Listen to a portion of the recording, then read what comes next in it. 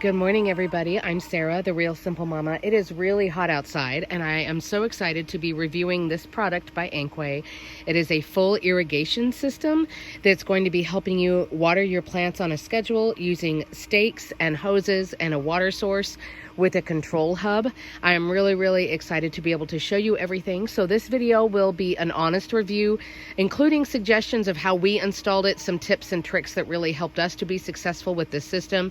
But the goal is for you to have a system that will water all of your potted plants or your garden beds, your vegetables, your flowers, whatever it may be, on a schedule that you set up using a water source and a control center that you see right there on my rain barrel.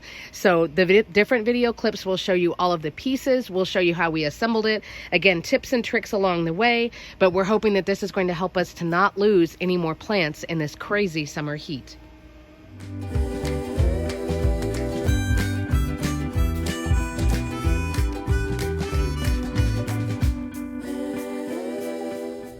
Now, before we show you this all assembled, I did want to take the parts out and explain everything to you, because once we actually have this working, some of these pieces might be hidden or a little bit hard for us to actually demonstrate. So this is everything laid out.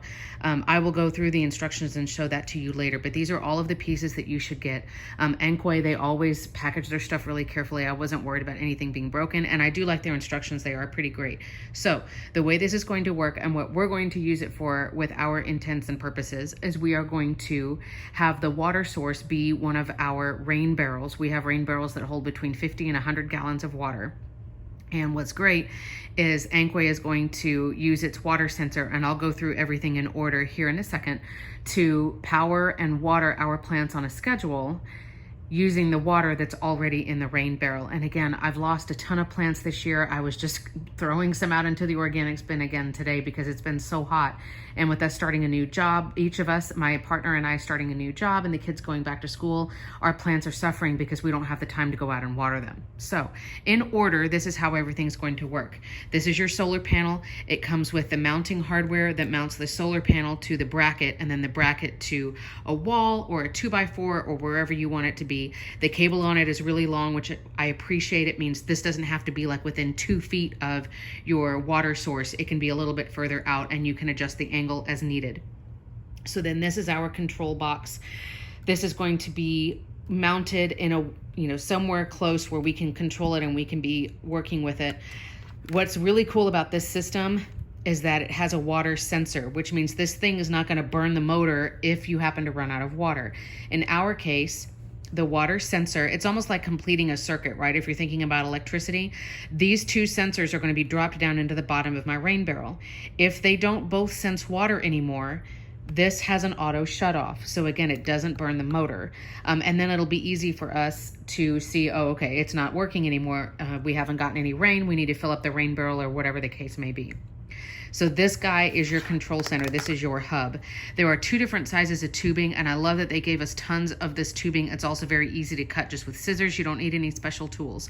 So what's going to happen, this is not connected to anything else other than your control center. This, which again is also a super long cable that I appreciate, we throw this into our water source, right? This is going to connect to the solar panel, and as long as this is getting light, this is going to be able to work on its schedule. You have a wider diameter tubing and a more narrow, a smaller, thinner diameter tubing. The wider tubing, you're going to have 2 different pieces. One piece is going to go from the water source into here. Then you're going to cut and have another piece that goes out. And now we're going to start splitting like it shows here on the diagram, right? So there's one piece of the big tubing that's going down into your water source. There's the sensors that are dropped down, right? This one that's not connected to anything is the one that's going to your solar panel. And then you have your wide tubing that is your main spine, if you want to think of it like that. And it comes with tons, where are they? Tons of little T connectors here. And then these blue are the stakes that can actually hold these into the ground or into pots. And then you use the narrower tubing to split off as many different ways as you want to.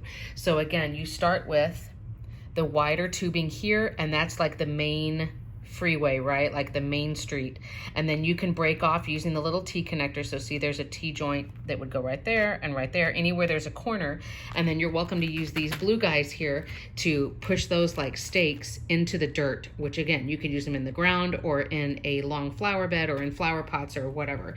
So I'm really, really excited to use this. I'm really hoping it's going to save the rest of my plants, because we're still hitting 105 every day, and working, you know, 9-10 hours a day and taking care of children. I don't want my plants to suffer, but I don't want to have to stand out there with a hose for 30 or 40 minutes every day.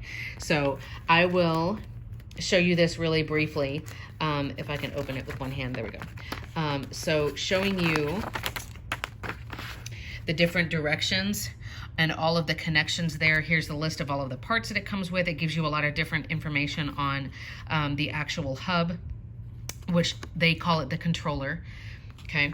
And so there's all of the directions like this. And then on the back, here's more of like the actual specifications if you need details on what each piece is for and what it's called. Here's all the safety disclaimers here. So I'm gonna flip back and show you this one more time on the install steps. But again, I'm not gonna do this exactly in this order. I'm going to, where it's showing all of this, I'm going to actually install the solar panel last, because once you connect the solar panel, if you're out connecting this in the sun, it's going to start working, right? So I don't want it to start working until I have everything else set up. But other than that, we are excited to put this out there. Again, we're going to use our rain barrel as our water source. So this will be dropped down into the rain barrel, sensing if there's water at a high enough level. And then we're going to have this in all of our flower pots, all the way around our pond and all around our front porch. So forgive the sound of the air conditioning, and there are the Ankway fans. You can see that review video here running right here off of the solar panel, but it's going to get hotter and hotter out here. And I wanted to show you that we have cut all of the tubing. We've made the plan of what we want to do, and I wanted to give you a strategy for using this irrigation system just to help you out. So I'm not just trying to sell you something without giving you like realistic tips on how to actually put everything together. So we ended up just tying our little hub, our control panel here on top of the rain barrel. We are so grateful we got this rain barrel full of rain the other day, which was just like a random miracle here in Texas in August.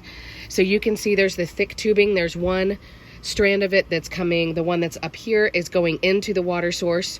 So then the water comes up through here and then it goes out through the big tubing. We've actually stuck it here under the pavement so we're not tripping on it. And then we have measured and cut all of the smaller tubing, and now these stakes, they're not set up yet. I wanted to show you everything's cut and now it's ready to be put into the pots. And forgive my voice, I'm getting over a cold. So I wanted to give you a couple of suggestions. So you need to have a plan before you start cutting the tubing. Certainly you could go to a hardware store if you needed more tubing of those 2 different sizes. You could always go and buy more, but have a plan, you know, start counting, okay, this pot needs one, this pot needs one. A bigger pot, you may want to put 2 or 3, especially if they're high humidity plants. For me to pan back over really quickly. Yes, I'm crazy because I live in Texas and I have a Japanese maple. So as you can tell, she's suffering because I haven't been able to water her as much as I need to. So this big pot is going to get probably 3 stakes. So count, make a plan, and then cut. When you're putting the blue stake on, it's going to end up looking like this. So there's the narrow tubing and it fits all the way down. And then this stake is going to go all the way into the ground. As the water comes out, it's going to go through here and it's going to drip within the ridges straight down. So I do plan on putting it all the way into the dirt as deep as possible. Don't leave it like sticking out, you know, shove it all the way down. The other thing I wanted to say is when you are maneuvering the tubing, for us, we only had to do it for one spot, and I'll show you, but just keep in mind, if you're trying to maneuver the tubing, because it is a strong tubing, that means it's not super easily bendable. It doesn't stretch super well. So you can either lay it out in the sun, which for us was super easy because it's 105 every day, or you can just heat up like literally like a coffee mug of water in the microwave. And that's what we did, because here is the end, right? This is the dead end. If you think of this as like the spine, right? And you've got all of the little tubes that are going to be dividing out. Well, you're going to get to an end, and of course you don't want all of the water to be leaking out the back. So there's the cap here on the end that we used, but we did find that we did have to heat up this end of the tubing so we could put this in here nice and tight. Again, if you go through all of the effort of, you know, buying this irrigation system and setting it up, you don't want to be losing all your water out the end. So we did have to heat that up in order to fit that on there. So now the only thing that we need to do, since my husband is amazing and has cut all of the things, we chose to have some of it The big tube has been split, so some of these are going to go back to those pots that I showed you against my house, and the rest of them are going to go to these pots that are here. We do have the fan, you can see there again right there, blowing at full speed. That's what's kept all of these guys alive out here with virtually no shade and 105 every day. So that's the setup. This is what it looks like thrown here on the ground, and now all we have to do is stick all of these guys into the pots and set up our timer. I'm back for my final clip. So we have all of the stakes in position. A couple of final notes. So we're testing out, the frequency of how often we're going to need to water and for how long. So for right now, we're doing 10 minutes once a day. It's about 10:15 in the morning right now, so it's a good time for us to be watering our plants. You can see I've got the stakes in, and then I made this one as a test so you can see how quickly it's dripping. The instructions that come with this kit are actually pretty good. They do give a rating of, about 500 milliliters a minute. And so this is what it's going to look like. So you can see, let me move this extra piece out of the way. There you go. So you can see it's going to be dripping from the little gap that's here on the blue stake, and it travels down the little lines that are within the stake, and then it's going to drip like that. So I mean, it's a pretty good rate. I did keep some of the stakes a little bit out of the dirt, as you can see right there, just because we're testing, we're practicing, we're learning. But I really appreciate that this kit's going to be so easy for us to adjust, for us to move. We did actually keep obviously we're keeping all of the extra tubing, and we kept a couple of extra of the T pieces as well as the stakes, so that we have, I can't imagine that the stakes would break or we'd have to replace them, but we did it anyway. And of course, just keep an eye on your plants. Plants like to tell you that they are getting too much water. Sorry, Siri doesn't understand. So your plants will tell you if they're getting too much water, like the morning glory right there with the yellow leaf. That's a sign that it's being overwatered. Of course, if your plants are being underwatered, they're going to be wilting and they're going to be turning brown and crispy. So you can adjust on the controller like we have right here. You can adjust it as often as you want to. So again, for us, for a test, and then we've got them, all, forgive the shadow, we have them all here in my wildflower bed, and then on all of the pots that are here around the corner. We are starting, like I said, with 10 minutes once a day, and then I can keep an eye on the plants and see if we need to tweak it like that. Of course, the other caveat is now you're not having to come out and water all of the plants individually, but you do need to check your water source. So our rain barrel right here, we're going to have to make sure that that guy doesn't get empty. Now the good news is, remember, because this has the moisture meter, it has the water level meter, it's going to not run and burn up the motor if it has no water. But of course, if it has no water, your plants are not getting watered. So now we're going to be checking to make sure that that level stays full enough that it can be pulling the water out and watering all of these plants for us. But we easily have well over 15 pots being watered, including like the Japanese maple and some other guys who have been struggling over here, as well as this flower bed with these annual flowers. You can see this video here to see who I've got in there and why I picked those flowers. But I'm hoping that this is the end of us losing plants due to, my husband and I both having new full-time jobs and it being over 100 degrees every single day here in South Texas. So thank you again to Ankway. If you are interested in a product like this, you can always use the links that I have. But I have their fans going that help a lot with the temperature in here, and I really appreciate this watering system. Again, as we test it and tweak it, we'll be making adjustments, but we're hoping that it's going to help us keep everything alive while we adjust to our new lifestyle as well. Thanks so much for watching.